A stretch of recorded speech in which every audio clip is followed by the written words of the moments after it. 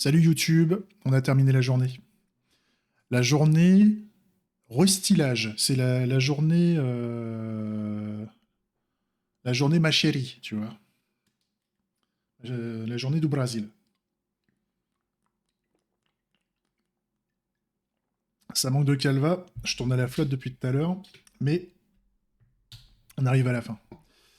Alors, si on basculait sur de la démo, parce qu'on a fait pas mal de choses, hein. Grosso modo, grosso modo, si c'est ça, hein. On a fait tout le multilangage et tout ça ce matin. Enfin, je l'ai fait pendant le week-end. Donc ça, c'était OK. Le système de notification. Si on est en français, on a tout en français. Si on est en anglais, on a tout en anglais. Sauf, bien entendu, le titre des revendications. Faut pas déconner. Il n'y a pas encore le système de traduction multilangue des revendications. Et ça, éventuellement, on verra plus tard si on fournirait pas une fonctionnalité de pouvoir traduire une revendication dans plusieurs langues. On verra. Mais on a amorcé le rework de l'interface et on n'est pas dégueu. On n'est pas dégueu en une journée de travail. Donc si je te montre YouTube, Bangerang. Là c'est version, on va dire téléphone. Voilà, Bangerang téléphone. On est un peu sur cette tronche-là. Sur ton mobile, normalement, tu ne devrais pas avoir du gris en trop, hein. C'est juste, enfin, tu l'as, mais on va dire que par défaut, si tu scrolles pas, tu l'auras pas. Ça permet de remonter un peu le menu au niveau de ton téléphone pour que tu n'aies pas besoin de scroller pour voir le menu. C'est ce que j'ai moi en tout cas sur un téléphone Android qui utilise Chrome. Donc j'ai rajouté ce qu'on appelle du padding pour remonter un peu le menu, enfin en tout cas le contenu les boutons, les actions du menu dans l'interface. On a fait aussi, on s'est arrangé pour que au niveau de toutes les pages, normalement, quand on a une vue PC, donc une vue écran large, je te montre. Si je te montre YouTube, si je retire le mode téléphone, grosso modo, on a une largeur maximale qu'on ne dépassera pas au niveau des boutons et au niveau du contenu ce qu'on appelle de ce que j'appelle le main. Et les headers aussi, le header et le main. Donc c'est là où on a le principal contenu, hein, grosso modo. On va pas dépasser une certaine largeur parce que Bangerang n'a pas besoin de bouffer tout l'écran. Et pour ceux qui ont des écrans énormes, ça devient un bordel monstre au niveau du site web quand on a une largeur de dingue. Donc, ça, c'est OK. Et on l'a un peu partout. Si on va dans la FAQ, donc avant, ça s'appelait le Lean. Non, c'était Business Model, je crois. Donc maintenant, on a questions fréquentes. Donc j'ai remplacé les liens texte par à la fois, enfin, par un bouton qui contient une petite icône et du texte. Donc ça, c'est plutôt sympa. Et puis au niveau du téléphone, hein, c'est quand on va dessus, normalement, un petit moment que j'ai pas utilisé le téléphone là pour tester.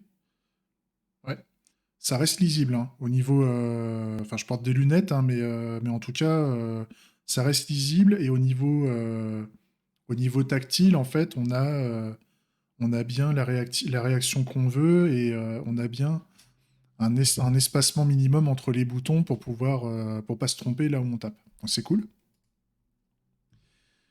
On a une largeur maximale et pour les composants qui n'ont pas beaucoup de contenu, on étire les composants jusqu'à cette largeur maximale, ce qui fait qu'on a un rendu qui est quand même plus propre que le Bangarang d'avant, hein. Si je te montre YouTube, le Bangarang actuel de production, donc ça, tout ça, je vais l'envoyer en prod hein, après, hein. Dès que j'ai fini la journée, là, je l'enverrai. Là, tu vois, avant, on était comme ça, hein. Si on compare un peu les deux, tu vois, c'est quoi Bangerang et maintenant on a un question fréquente ici. Donc c'est le même lien. Et là maintenant, tu vois, la vue PC dégueulasse là qui s'étend sur toute la largeur. Maintenant, à la place, on a un truc un peu plus sympa qui est comme ça. Et ça aussi, on va l'améliorer, hein. Les cartes là, les petites cartes là avec les bordures, on va l'améliorer, on va faire ça autrement. Je sais pas encore comment, mais je vais regarder ce qui me plaît et ce qui vous plaît à vous aussi, hein. N'hésitez pas à me faire des retours si vous avez des idées. Mais grosso modo, c'est quand même un peu plus sympa que ce truc de merde là. Ça, c'est cool. Ensuite, quand on part dans le Lean Canvas, c'est pareil. Donc là, on a comment? Une scroll bar, pardon, qui permet que quand on a beaucoup de contenu dans le main, on peut au moins scroller. On a l'information comme quoi on a besoin de scroller.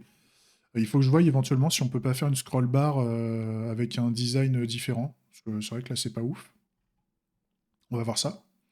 Ou avec un bouton qui indique, un petit bouton d'action qui indique qu'il faut scroller justement pour descendre. Et de rendre la scroll bar invisible. Il faut que je regarde ça. On va voir. Alors que sur l'ancienne, si on fait Lean Canvas, là voilà, ça prend toute la largeur. On a aussi la scroll bar, mais qui est bien sur le côté, donc c'est ça qui est un peu perturbant là, cette scroll bar là en plein milieu. Donc il y a peut-être une amélioration à faire. Mais en tout cas, c'est plus sympa à lire que de se bouffer un truc comme ça. Même si là, il y avait encore les traductions manquantes, c'est un peu difficile à digérer. Alors que là, c'est quand même plus sympa. C'est quand même plus sympa. On a aussi la même chose au niveau des propositions de valeur. Donc là, les propositions de valeur, c'est pas mal. Ça fait un peu, pour ceux qui connaissent, ça fait un peu manifeste. Ça tient sur une page, en tout cas au niveau PC. Si on se met en vue téléphone, là, c'est pareil. Il faut scroller un petit peu. Mais ça reste agréable à utiliser. On n'a pas encore terminé le footer ici, je l'ai noté, il faut qu'on le fasse. Et si on retourne sur le Lean Canvas, voilà, on a le Lean Canvas où il faut scroller aussi. Et l'avantage, c'est que le titre du Lean Canvas et le footer, hein, grosso modo, le menu de l'application reste visible, quoi qu'il arrive. Donc on n'a que le centre qui est scrollable. Donc ça, c'est cool. Les différents liens fonctionnent, hein. On peut repartir sur le menu principal, on peut retourner Link Canvas, menu principal. Ça fonctionne, c'est cool. On a repris des petites icônes sympas qui ont été fournies sur Hero Icon. Ça, c'est cool. Normalement, elles sont sous licence MIT, hein, si je dis pas, voilà, c'est sous licence MIT, donc c'est libre de droit normalement. Enfin, c'est libre d'être réutilisé tel quel. Il faut peut-être nommer que ça vient de HeroIcon. Il faut peut-être ajouter une notion de propriétaire de licence originale. Ça, on va voir après derrière. On peut déclarer la revendication. Donc là, pareil, il y avait l'espèce de champ de saisie du titre de la revendication qui était tout petit. Donc là, maintenant, il fait la largeur maximale autorisée. Alors là, pas tout à fait. Il y a encore un petit pépin là-dessus au niveau du formulaire. Il faut que je voie comment étendre le formulaire à la largeur maximale, parce que normalement, la largeur maximale correspond à ça. Donc, on le voit là au niveau du violet. Au niveau du violet, là, on voit que le formulaire, en fait, il est plus petit. Ça, il faut qu'on voie. Qu'on voie pourquoi ça fait ça. Mais c'est déjà pas mal, hein. C'est déjà pas dégueulasse. Et puis quand on est en vue mobile, c'est sympa. J'ai voulu mettre le bouton déclaré dans le footer ou le menu de l'application. J'ai pas réussi à le faire, ça fonctionnait pas. Mais on fera un bouton plus sympa. On fera un bouton qui est plus agréable à l'usage qu'un simple bouton noir et blanc, là, dégueulasse. Mais ça marche, hein. Quand on fait la revendication, ça fonctionne bien. La recherche. On a bien les petites notifications qui sont toujours en bas maintenant dans le footer. Plus tard, ça va être ce qu'on appelle des snack bars, donc ça va être des petites notifications qui vont apparaître et disparaître un petit peu au-dessus du footer. Donc ça va être sympa. C'est pas la priorité, mais il faut quand même que les notifications soient un peu plus sympas que ce qu'on a indiqué. On a aussi, donc là, j'ai retravaillé l'affichage des revendications trouvées pour que ça prenne à la fois la taille maximale de l'écran, mais également pour les revendications qui ont un message court, qu'au moins elles soient étendues sur la largeur maximale. Parce que sinon, ça fait des trucs pas trop larges, des trucs très larges. Ça fait pas homogène, c'est dégueulasse. Donc là, maintenant, c'est un peu plus propre. Il y a le champ de saisie là qu'il faudra peut-être centrer ou rendre homogène avec le menu principal. Il faut que je voie comment on veut gérer ça, ou est-ce que je centre le tout. On va voir. On va voir comment on va gérer ça. Ou alors on fera un placement spécifique pour ce composant-là pour le forcer à se centrer sur le footer. On va voir ça. Ça, c'est du point de détail. C'est pas la mort non plus. Quand on est sur une revendication, bah pareil, on peut la partager. Et là, quand on a la partage, on a le petit message du lien de partage, comme quoi le partage se trouve dans le presse-papier qui fonctionne. Ce qui fait qu'on peut copier-coller le lien ailleurs dans Bangerang pour pouvoir aller directement sur la revendication. Ça, c'est cool. On a le petit bouton de retour sur le champ sur le menu principal qui fonctionne. Ça, c'est top. Ça fonctionne toujours. Et ensuite, quand on veut se connecter, donc là, pareil, on choisir pour ou contre. Là, c'est pareil. Ici, j'ai pas changé. À part faire les traductions, le modèle avec pour et contre, je l'ai pas changé pour le moment. J'aimerais bien faire un système qui soit un peu plus sympa et de faire ce qu'on appelle des fabs au niveau du footer. Là, je trouverais ça intéressant de faire un espèce d'effet où les boutons sont légèrement par-dessus. Ça donne un aspect un peu de profondeur à l'application, et avec les boutons pourcentage qui seraient légèrement par-dessus le bouton. Je trouverais ça sympa. J'aimerais bien partir là-dessus, mais il faut voir si on arrive à le gérer correctement. Ça, on verra plus tard. On verra la prochaine fois si on a le temps de le faire. Quand on clique sur le bouton et qu'on n'est pas connecté, on arrive toujours sur l'écran de connexion. J'ai pas encore eu le temps de revoir le menu, le formulaire pour que ça s'étende bien comme il faut. Ça, on va le gérer. J'ai pas eu le temps non plus de faire le menu en bas là. C'est le deuxième avec les propositions de valeur et avec l'écran de connexion, il faut que je m'en occupe. Et il y a le bouton d'enregistrement. Là, on arrive sur le menu d'enregistrement et cette fois-ci, je l'ai fait. Là, on a le petit bouton connexion qui est disponible en fait si on veut revenir à l'écran de connexion. Et pareil, j'ai pas travaillé le formulaire encore ici. Ça, les formulaires, les styles des formulaires, je les ai pas encore revus. Mais grosso modo, ça fonctionne. On a les notifications. Normalement, si je crée un compte, tac, tac, tac, un mot de passe, on s'en fout. Là, normalement, voilà, on a la petite notification qui est apparue en bas. Ça fonctionne. Et plus tard, ça va être géré dans ce qu'on appelle les snack bars, comme j'ai dit tout à l'heure. Voilà. Voilà. Donc, grosso modo, le restylage se fait. J'ai largement pas terminé, mais par contre, en une journée de temps, on a fait une petite remise au propre qui est pas dégueulasse. Il y a sûrement plein de choses à revoir d'un point de vue ergonomie, mais ça commence à prendre une forme plus appréciable que là, si je reviens par exemple sur une revendication, là, quand je fais une recherche sur Birmanie, oui, là c'est parce que là je suis en production. Je suis en production, qu'est-ce que j'avais mis je sais même plus moi. On avait plus. Voilà, donc grosso modo, les anciennes revendications s'affichaient comme ça, c'est chiant. Et là, une revendication, voilà, au niveau en termes d'affichage, c'est un peu plus sympa cet aspect-là. Et si on fait une vue téléphone, c'est surtout les vues téléphone qui sont intéressantes. Là, on a la vue téléphone de la production actuelle. Ça fait un petit temps que je ne l'ai pas mis à jour.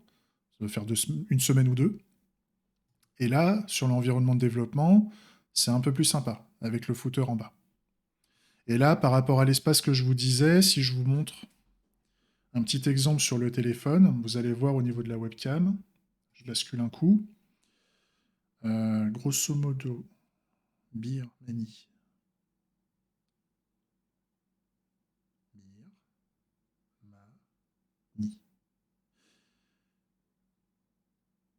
Ah, je peux pas chercher, c'est vrai. Parce que vu que je suis en localhost, ça marchera pas. Je peux pas faire ça. Je peux pas faire ça. Donc, comment je peux. À la limite, ce que je peux vous montrer, c'est que voilà. Sur le menu principal, vous avez. Tac.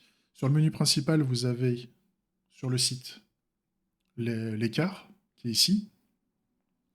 Alors que quand on est sur le téléphone, vous allez avoir... Tac. Ah, vous voyez, le menu est bien calé en bas, et donc ça nous évite de scroller, parce que sinon le menu serait caché, en fait. Sinon le menu serait caché, parce que ce qu'on a en plus sur le téléphone, en tout cas sur un téléphone Android, c'est qu'on a là la barre d'adresse, avec le système de notification en haut, avec l'heure, la batterie et tout le merdier. Et ça prend de la place sur l'écran, et donc ça bouffe de l'espace sur le site web. Donc c'est ce que j'ai trouvé pour faire fonctionner le truc. Euh, Il y a peut-être un autre moyen, on verra ça. Et voilà, ça, la petite démo, un quart d'heure pour vous présenter tout ça, c'est fou. C'est fou, le temps passe vite. Mais grosso modo, voilà ce qu'on a fait. Voilà ce qu'on a fait aujourd'hui. Euh, Oui, c'est ça. Donc là, on a fait le summary. Et donc, ce qu'on va faire vendredi, donc pareil, vendredi, j'ai que la matinée, là, ces temps-ci, j'ai des trucs perso à faire l'après-midi. Et malheureusement, je peux pas les faire le week-end. C'est pas moi qui choisis. Donc, vendredi, je vais bosser que le matin. Et donc, on va continuer le restylage et on va terminer les 2 footers qui nous restent à faire. Parce que grosso modo, c'est sur le même modèle, ça va aller assez vite. Et on va essayer de mettre en place les snack bars. Et après, il y a encore plein d'autres trucs. Et là, je les attaque au feeling, en fait, les sujets. Donc, je les ai pas spécialement en tête. Si vous voyez qu'il y a des choses qui sont à faire et que vous avez des conseils en termes de style à appliquer, n'hésitez pas à me le dire. Parce que ça m'intéresse. Et puis, si en plus vous savez faire, bah dites-le moi. Dites-le moi. Et puis, venez participer. Pour info, donc, je serai toujours en live sur Twitch. Et donc, si vous avez des recommandations à me faire, vous pouvez me rejoindre sur Twitch. Et puis on fait ça ensemble, tranquillou. On a aussi la pull request à Néo qui sera potentiellement à faire s'il a du temps à me consacrer vendredi. Donc, s'il est dispo, on la fera en priorité. Et on mettra le restylage en attente. Mais voilà, ça avance super bien. Je suis très content. Et puis voilà. Et puis après, bah, une fois que le restylage sera fait, on va se faire une petite démo officielle qu'on va poster sur YouTube et qui va pas durer des plombes comme la démo que je vous fais là. On va vraiment se mettre en situation, on va essayer de se filmer. Je vais demander à des potes s'ils n'auraient pas des caméras pas trop dégueulasses, et puis on va se mettre en situation d'un mec qui voit un truc à la téloche qui le rend dingue, ou d'un mec qui voulait revendiquer dans la rue, mais qui au final a peur de revendiquer dans la rue, ou des choses comme ça, et qui au final se cale dans le canapé, et il revendique épouse dessus pour dire qu'il y a des choses qui ne vont pas. Voilà. J'espère que ce petit résumé vous a plu, enfin ce fameux résumé d'un quart d'heure qui dure des plombes vous a plu. Et puis, bah, on se tient au jus. Hein, des bisous et prenez soin de vous. Et à vendredi. Ciao.